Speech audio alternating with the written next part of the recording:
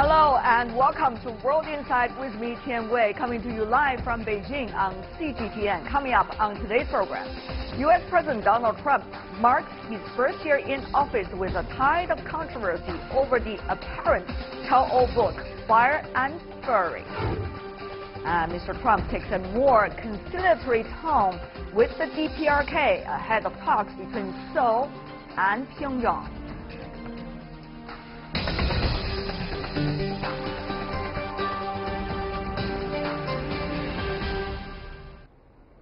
Publishers of a new book, Fire and Fury, inside the Trump White House, about the Trump White House could barely keep up with the demand in the U.S. Capitol, with some buyers lining up at midnight to get their hands on the instant bestseller.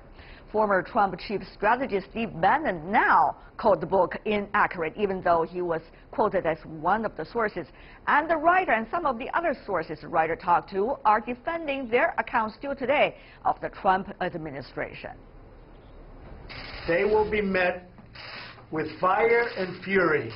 Fire and fury, a term that Donald Trump used to threaten the DPRK's leader over his nuclear drills, has officially become the title of a new book.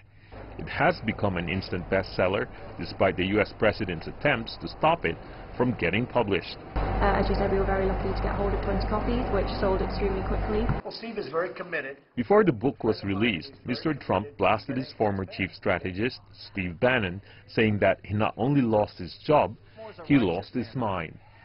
In the book, Bannon described a Trump Tower meeting between Donald Trump Jr. and a group of Russians during the 2016 presidential election campaign as treasonous and unpatriotic. The book's author, Michael Wolff, has welcomed Mr. Trump's attempts to stop the book from being sold, saying he should send the president a box of chocolates for the kind of publicity that money can't buy. While contents of the book may be disturbing to some, many find it worth reading to get a better understanding of the chaos behind the scenes at the White House. Not many reporters are saying it, you know, because somebody on one of the shows said, well, they all have to keep relationships with the White House, and Michael Wolff doesn't. And so he can say what other people already know but can't say. I think it's important as a citizen to understand what's going on in our government. Me and my housemate were talking about it last night, because we read a chapter online, somebody already put it out, and we laughed the whole way through. Fire and Fury inside the Trump White House is on the top of the list on Amazon after the publisher sped up the book's rollout plan ahead of its official release. Mr. Trump tweeted that he never granted Wolff access to the White House, saying that the publication is full of lies and misrepresentations. Wolff said he stood by everything in his book and called his time with the U.S. president certainly not off the record. Mr. Trump is on his second year in office, and the first month has been full of challenges. Whether he and the Republicans can ride out the swirl of controversy in the coming months is the big question.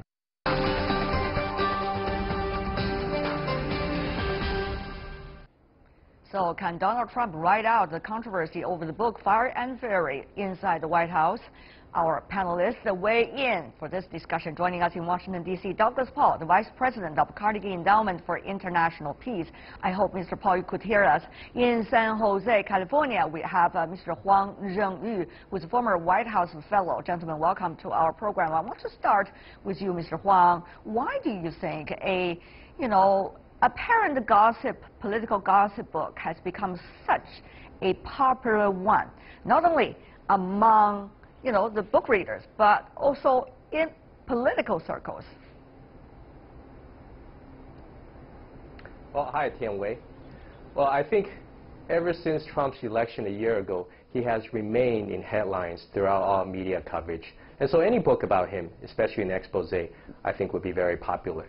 But I really believe, in my opinion, that the biggest story here is how quickly the center of gravity within the Republican universe has shifted to Trump. I remember that at the beginning of his career, there was a lot of talk about major divisions within the Republican universe. The establishment Republicans, led by Mitch McConnell, hated Donald Trump. And there was an insurgent wing, led by the likes of Steve Bannon, who weren't 100% supportive of Donald Trump. But with this current incident, we see Bannon apologizing, his backers pulling away from him, and establishment Republicans actually coming to the aid and defense of Donald Trump. And so I think the bigger story here is really within a year, how Donald Trump has quickly coalesced the Republican universe around him, making him the center of gravity. I see. But, Mr. Paul, do you think that this book actually could mark a new debate at the very beginning of a year about the quality of this presidency and what this presidency would mean for the United States in the new year and even for the rest of the world? Well, I'm really kind of guessing from the atmosphere here, but I think that we sort of mark a turning point. The first year there was a tremendous obsession with the investigation by Special Counsel Mueller and what that might turn up in terms of convicting the Trump administration of doing something illegal with the Russians. The chances for that are still there, but not very high.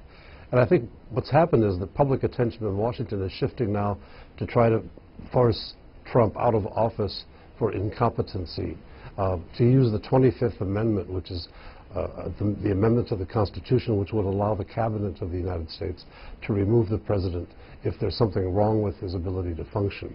And I think that's where the drift in public attention is going to go now for the next few months. But Mr. Paul, let's just put aside whether President Trump is the most eloquent president ever in the U.S. history. Let's just put that aside because I guess the answer is very obvious. But let's just talk about what he has managed politically within 1 year's time, even for domestic politics, done so far. You got the tax reform. You also had the immigration reform, both of which have been pushed by the Republican parties for decades and not necessarily get done. And yet, during his 1 year term, no matter what the circumstances were, he got it done.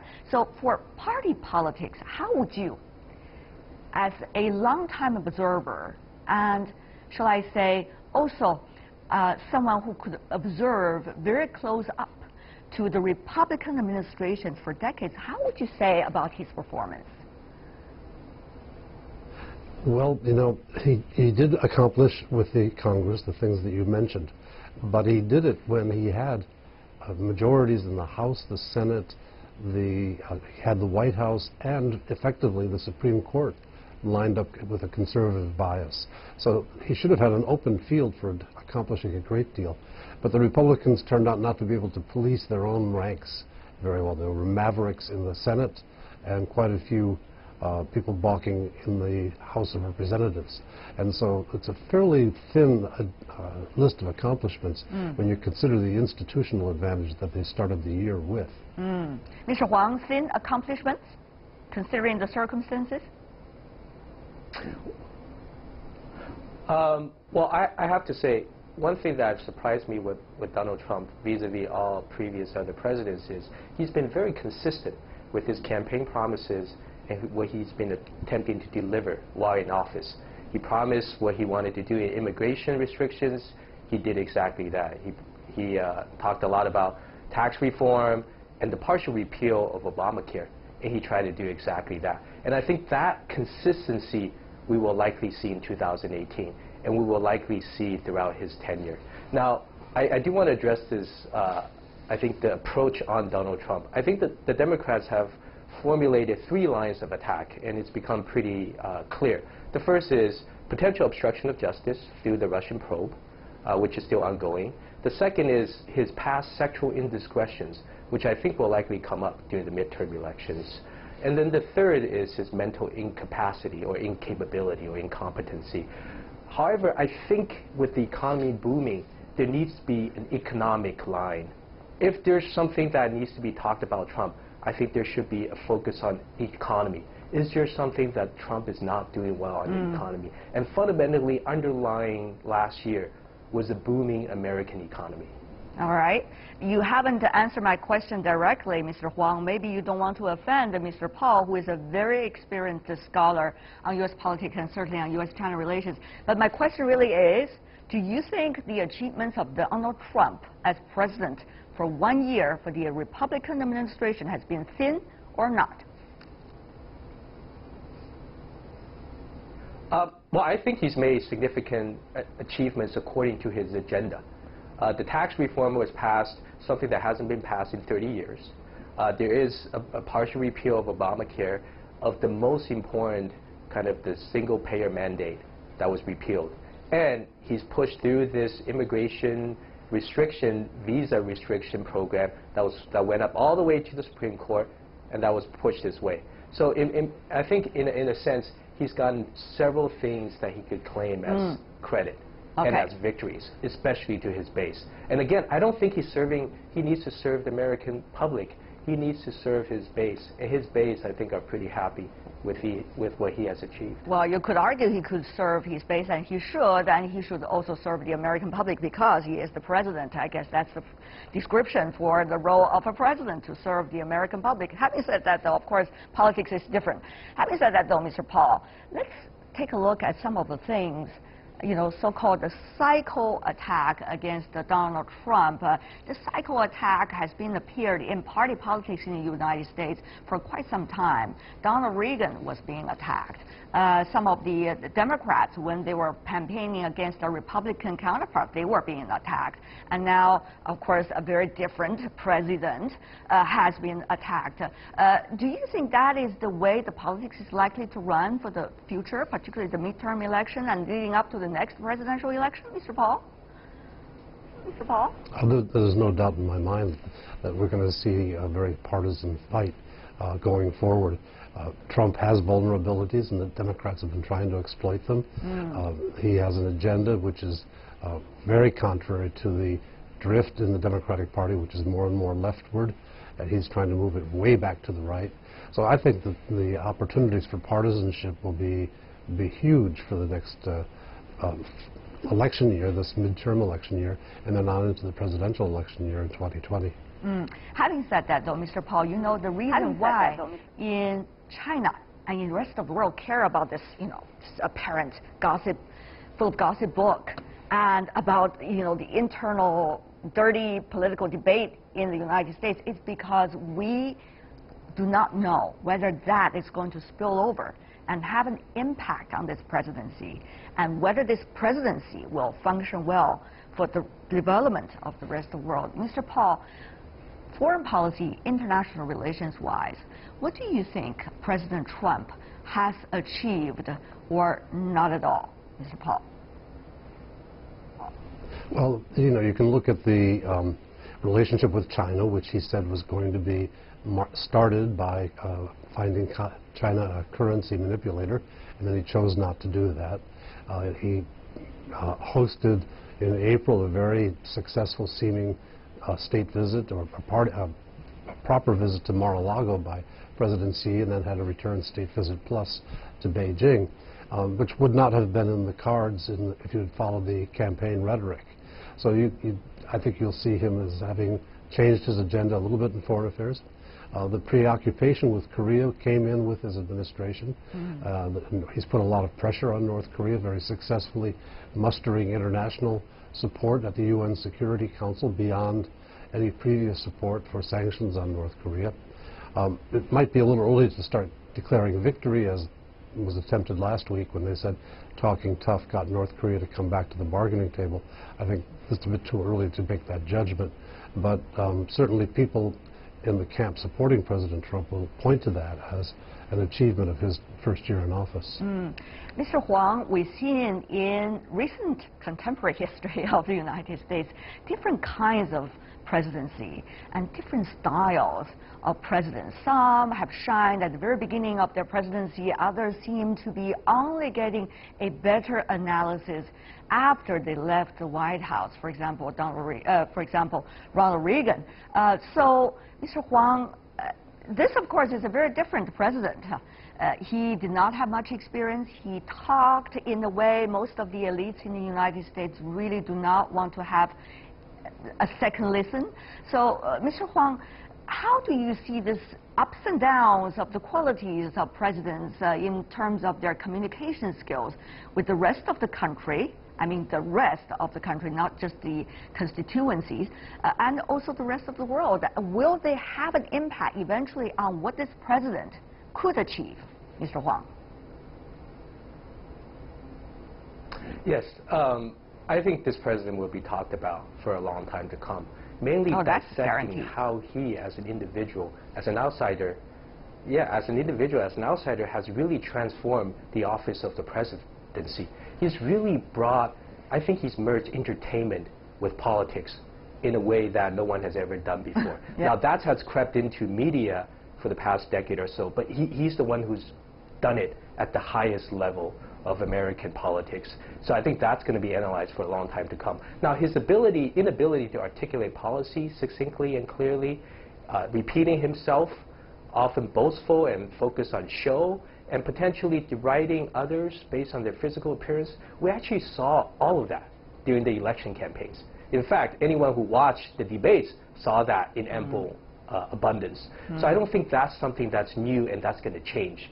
One thing I do want to address is something that he's accomplished, and I think in the process of accomplishing that, it's not getting much coverage, which is his potential realignment of the Middle East. Prior to his administration, there was a focus on creating a balance of power between Sunnis and Shiites, a la President Obama.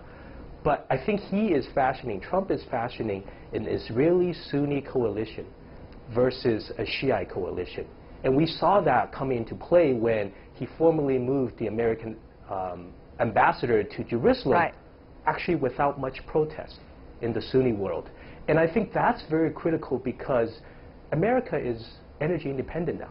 The region has distracted America's attention for the last several decades. And if this rivalry, if this arrangement is to hold, he might just extricate America from that region. Because we know that there's the tension that has existed thousands of years before the tension towards America, and is a tension within the region. And so that's something that I think if he's able to accomplish, he might just shift more attention towards the likes of Russia and China, which he has articulated in his national agenda. I see. Mr. Paul, if you could hear me, 2 points. One is so-called the communication skills and the way of communication Mr. Huang mentioned. Will that have a direct impact on what this president could achieve? And secondly, I want you to talk more about international relations, but I will follow up with a concrete question. But first, the communication skills and the styles, Mr. Paul. Well, you know, it's an interesting study in human nature to watch how Trump has come in with this world of tweets. And we have no previous experience at that level of people tweeting so cavalierly and so frequently. And yet we've gotten used to it. We've adjusted to it. People from foreign governments no longer put all the weight on what President Trump says in his tweets. They make inquiries to the Defense Department or State Department, try to find out what the underlying policy is. And often they are reassured that it's not all that different from what it had been before. Not always, but often. And so we've adjusted to this new form of communication in ways that I would have found very difficult for us as a nation, as an institution in Washington to adapt to. Second point, Mr. Paul, that is whether President Trump has managed to do something also about foreign policy that the previous administration has not even thought about or would not even be able to dare to touch. For example, the U.S. so-called interest in the Middle East. And secondly, in Asia, the Korean Peninsula issue, particularly the Korean nuclear issue, has this President Trump be able to, just zigzagging his way? He's just fighting all the time in all different kinds of corners and eventually just push out some kinds of solutions. I mean, for the American interest, if we knew what the American national interests are at this point. Mr. Paul. Trump has been trying to reduce the conservative impulses to reduce America's footprint around the world and at the same time to be more consequential in the world. And these are complicated objectives. They conflict with each other frequently. So as Mr. Huang said, we're making adjustments in Middle East policy, but whether that's coherent or not is not clear to me. We've doubled down on troops in Iraq, Syria, and now Afghanistan. And when you would have thought you'd be pulling troops out and ending the commitments there. We've gotten more entangled in Pakistan because we have troops in Afghanistan and we're trying to protect them rather than to get ourselves extricated from thereafter. As Trump complained, we spent $36 billion and had nothing to show for it. In the Far East, he's talked a few times about an Indo-Pacific strategy and an effort to, he's made an effort to reach out to the Malaysian and Thai leaders and the Filipino leaders who have drifted away from America. The U.S. remains consequential in all those countries. In the absence of another country's leadership, there's really only the U.S. And so even if we don't try to lead, people look at us as if we are leading because we have such heavyweight interests in so many capitals and so many economies in both the Middle East and the Far East. I see. So you can't just walk away from the role of being the world's leader when you've got such a substantial portion of the military and economic capability in the world. Well, I did notice, Mr. Paul, you used the word, an adjective, which is consequential.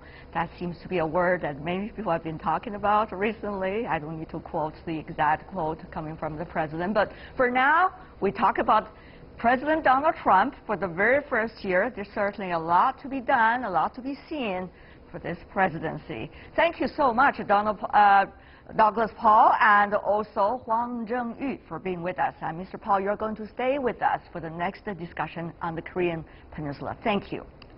And you're watching World Insight with me, Tian Wei. Still to come on our program. U.S. President Donald Trump takes a more conciliatory policy, or at least tone, with the DPRK calling off military drills with Seoul. How far would he go to patch up things on the Korean Peninsula? Our panelists weigh in right after this break.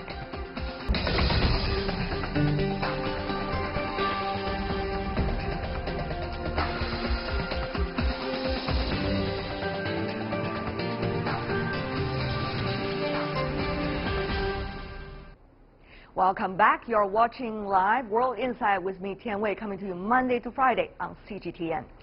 U.S. President Donald Trump said on Saturday he would absolutely be willing to talk to DPRK leader Kim Jong-un, and that he hopes something positive comes out of the high-level talks scheduled on Tuesday. So what happened on Tuesday? The DPRK really has agreed on Friday to hold official talks with South Korea on Tuesday, the first in more than 2 years, hours after Washington and Seoul delayed a military exercise amid tensions over Pyongyang's nuclear and missile program. Take a look at this. But I would do that. No problem with that at all. U.S. President Donald Trump softened his tone with Pyongyang, saying he's willing to talk to DPRK leader Kim Jong-un on the phone. On Saturday, Mr. Trump hailed his role in bringing about talks between South Korea and the DPRK. The two sides have agreed to discuss cooperation on the Olympics and other agenda in rare talks at the border starting Tuesday. I hope they do. I would love to see them take it beyond the Olympics. We have a very good relationship with South Korea. I would love to see it go far beyond the Olympics. Absolutely. And at the appropriate time, we'll get involved. But last week, Mr. Trump told his counterpart Moon Jae-in in a telephone call that he hoped inter-Korean talks would lead to good results. The U.S. president also agreed to hold joint military drills with Seoul to ease tensions. The two leaders agreed not to conduct South Korea-U.S. joint military drills during Pyeongchang Olympics and to do their best to ensure the security of the Olympics. The suspension of military exercises by the U.S. is an apparent turnaround in policy. Up till now, the U.S. has declined any halt in joint military exercises as part of the White House policy of maximum pressure on the DPRK. Despite that, the U.S. envoy to the United Nations said the administration isn't changing conditions regarding talks with Pyongyang. There is no turnaround. What he has basically said is, yes, there could be a time where we talk to North Korea, but a lot of things have to happen before that actually takes place. They have to stop testing.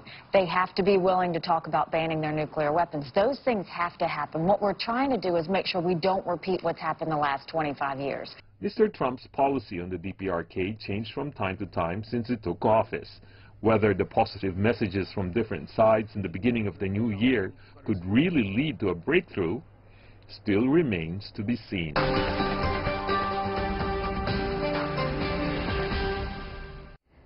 So, is the U.S. taking a softer approach, or at least a softer tone toward North Korea. Let's loop in our panelists. We are joining our Beijing studio, Ye Hailin, Director of the Center for South Asia Studies at the National Institute of International Strategy at the Chinese Academy Social Sciences. Welcome, sir. In Washington, D.C., we have once again Douglas Paul, who is the Vice President of the Carnegie Endowment for International Peace. Welcome back to our program, Mr. Paul. And in Boston, we have Mr. Sun Young Lee, a Kim Koo Korea Foundation Professor of Korean Studies at the Fletcher School at Tufts University. Welcome as well. Let me start by asking you, Mr. Paul, since you've been observing the Korean Peninsula issue for quite some time, do you think the President has been taking a softer approach, at least upon hearing the news of a possible talk on Tuesday between the North and the South toward the North? Level, you could say it's softer, but in fact, I think, given the circumstances, especially with the upcoming Olympics in South Korea and the importance that holds for our South Korean allies in Seoul, that we would have had to adjust our tactics in dealing with North Korea. I think it's a very welcome adjustment that the South is willing to talk to the North on inter-Korean affairs, and they may be able to find some way to have a joint participation in the Olympics. These have been historically important things for people in Korea and have sometimes led to big breakthroughs, certainly in South Korea after the 1988 Olympics. This is a good thing to be doing, but whether it reflects a softer underlying policy is unclear to me.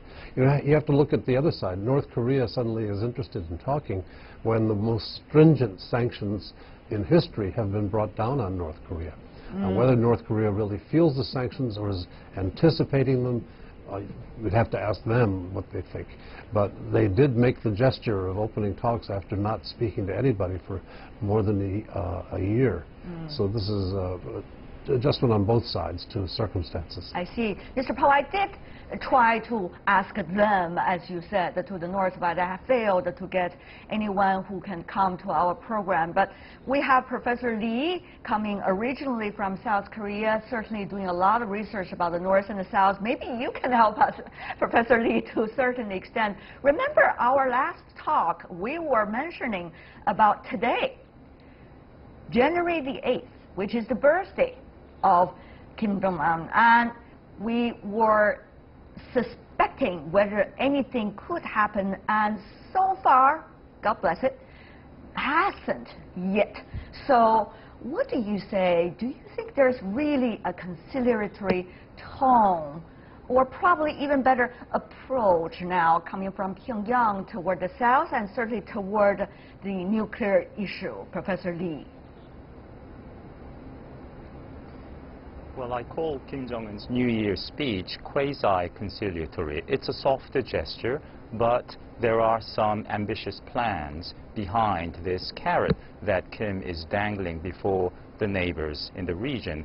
Also, Mr. Trump's latest remarks, I would also call them quasi-conciliatory, because I think for now the Trump administration is very much committed to putting maximum pressure, as the administration says, on North Korea, and the U.S. is a bit wary of the prospect of South Korea lunging at embracing North Korea and undermining the international coalition that's been built up to put maximum pressure, financial pressure on North Korea. If I'm Kim Jong-un, it makes perfect sense to reach out to the South, to change the dynamics, to send athletes, officials, and cheerleaders, and come across as the party that's really more interested in peace and reconciliation, while painting the rhetorically bellicose President Trump into a corner, painting him more as the aggressor.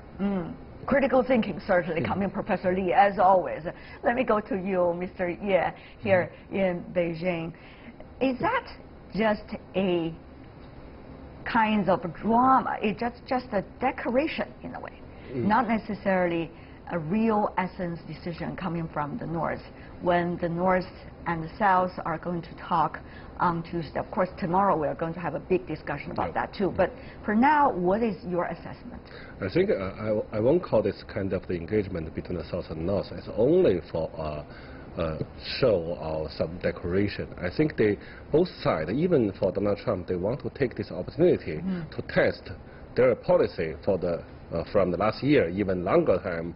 What's the consequence, and how they will evaluate the tendency in the future. Actually, we have a different understanding on what happened right now, and different understanding or different explanation on why North want to soften their attitude, if we can call this a soften. Right. But in my personal opinion, we can say that these two sides, even three sides, want to take this chance to suspend their action and give some spare room to test and to prepare for the further movement. It doesn't mean that both sides already make the decision. Right. It only means they want to take the moment to take the break and to think about it, what will going to happen after this Olympics. Right. Well, you think about it, Mr. Ye, the Chinese side has been quite positive since, the South extend the so-called olive branch. When it comes to the Olympics, it is really the olive branch. Yeah. And the North, in a way, and then the South with the United States, the suspension of the military joint exercise.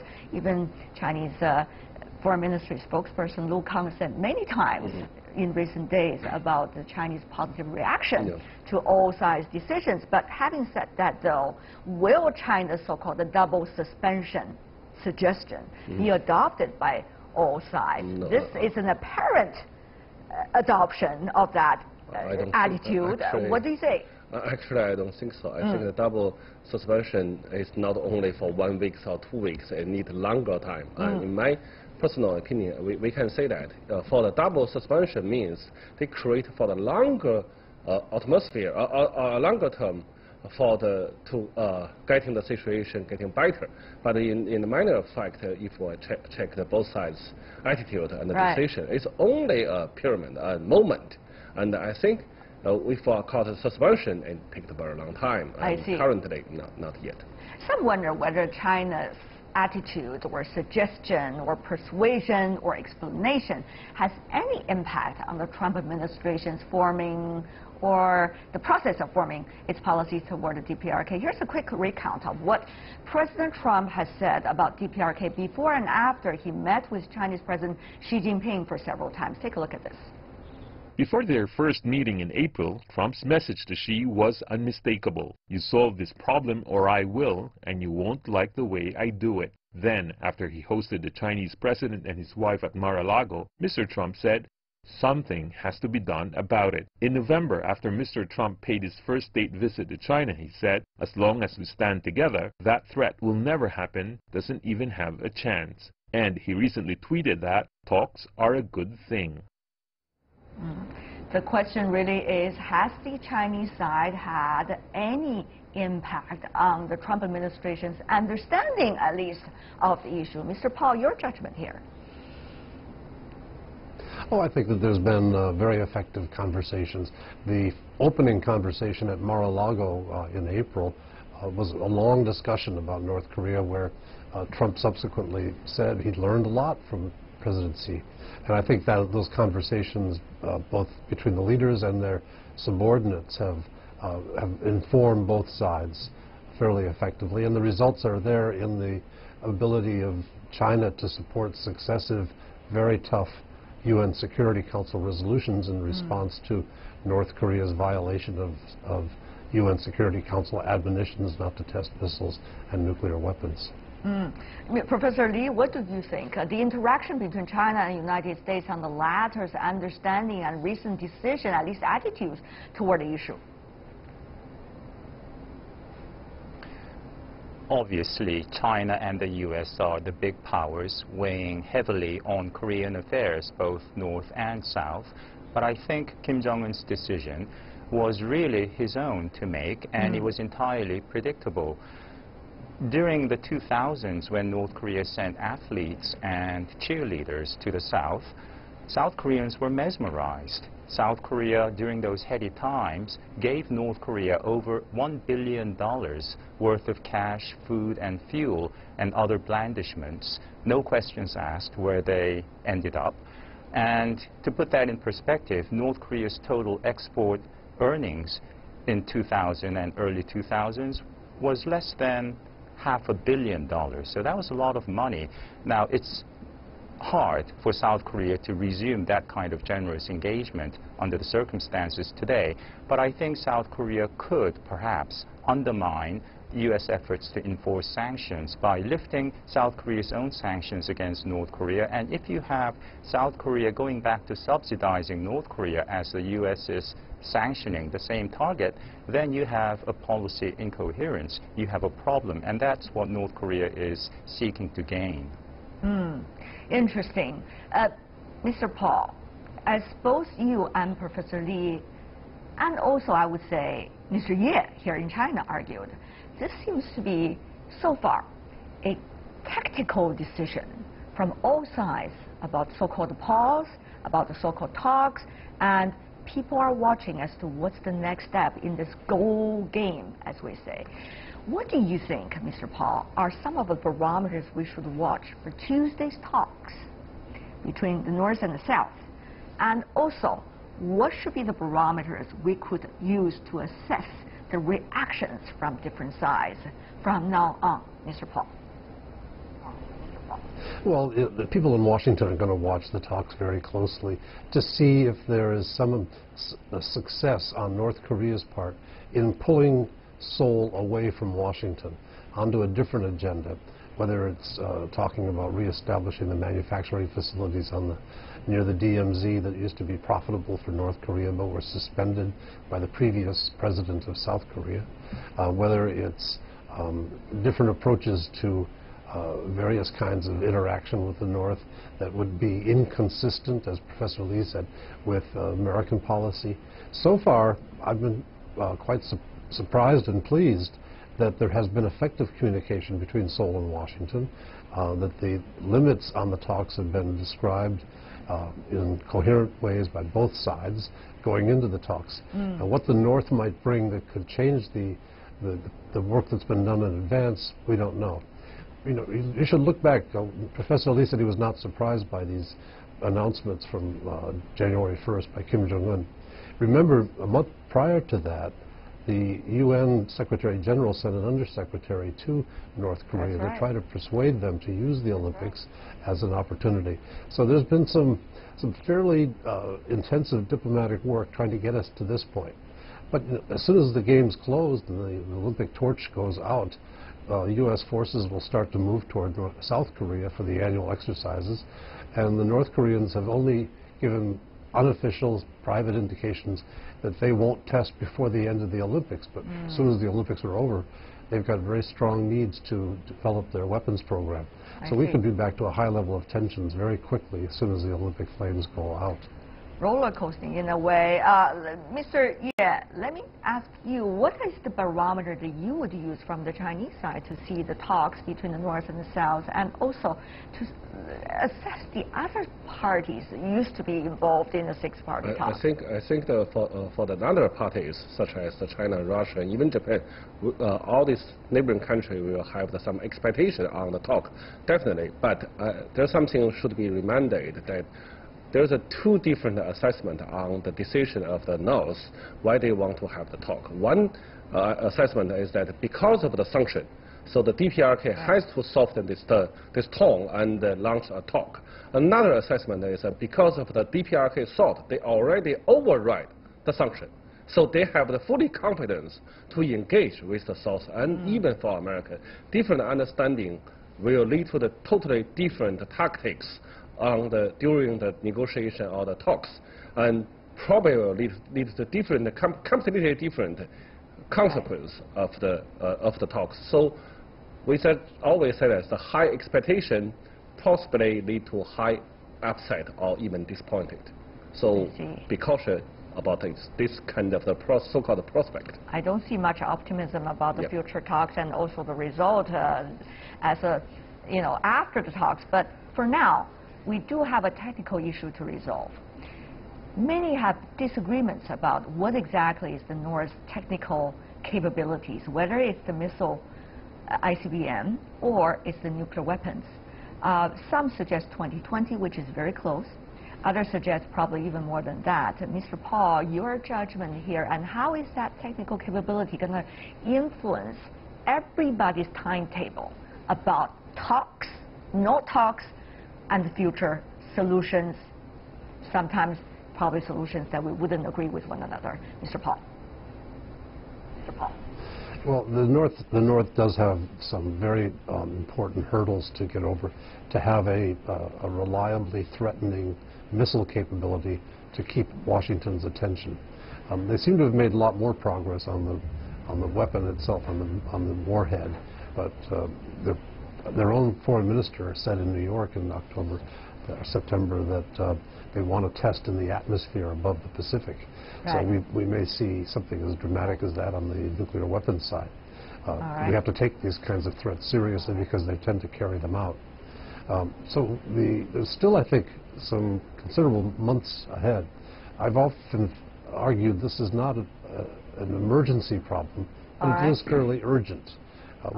We don't have a deadline tomorrow, but we don't have a deadline 5 years from now. It's somewhere in between. I see. Professor Lee, your assessment? Final words? Well, sports diplomacy is a sexy affair. Perhaps the most spectacular, dramatic sports diplomacy was back in 1971 when China all of a sudden invited American table tennis players who were attending an international tournament in Japan. And thereafter, the Americans came in April and were severely outclassed in the game of ping pong, but showered with affection and hospitality. And to this day, many Americans mistakenly believe that ping-pong diplomacy paved the way for Henry Kissinger's visit in July and President Nixon's visit the next year, when secret talks had been going on between the two sides. Why? Due to the common threat of the Soviet Union. So, for Kim Jong-un, just by pledging to send, just by floating the idea of sending North Korean athletes, I think he has basically preempted any forceful reaction from the United States, even with the next big provocation. All right. For now, we have to wrap it up, but more talks are coming for Tuesday and hopefully days to come and months as well. Thank you so much, Douglas Paul, and also Mr. Ye Hailin, Sun Youngli. Really appreciate, gentlemen, for being with us. Thank you. That's all the time we have for today. If you'd like to see more, try to find us World Insight CGTN into your search engine or check out our YouTube channel. Also follow us on Twitter, Facebook, and Sina Weibo.